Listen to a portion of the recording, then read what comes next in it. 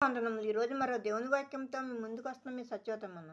మత్తయి సువార్త 8వ అధ్యాయము 5 నుండి 11 వరకు. ఆయన కపెర్నహూములో ప్రవేశించినప్పుడు ఒక శతాధిపతి ఆయన వద్దకు వచ్చి, ప్రభువా, నా దాసుడు పక్షవాయువుతో మిగులు బాధపడుతూ ఇంటిలో పడియున్నాడని చెప్పి ఆయనను వేడుకొనెను. యేసు, నేను వచ్చి వాని స్వస్థపరచెదనని అతనితో చెప్పగా, ఆ శతాధిపతి, ప్రభువా, నీవు నా ఇంటిలోనికి వచ్చుటకు నేను పాత్రుడను కాను. నీవు మాట మాత్రము సెలవిమ్ము, అప్పుడు నా దాసుడు స్వస్థపరచబడును.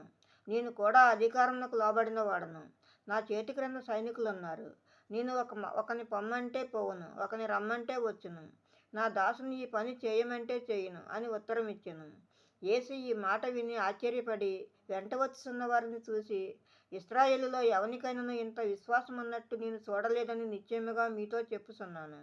అనేకులు తూర్పు నుండి పడమటి నుండి వచ్చి అబ్రహాంతో కూడాను, ఇస్సాకుతో కూడాను, యాకోబుతో కూడాను పరలోక రాజ్యమందు కూర్చుందురు. ఆమేన్. మరో దేవుని వాక్యంతో రేపు మీ ముందు ఉంటాను. అందరికీ శుభరాత్రి.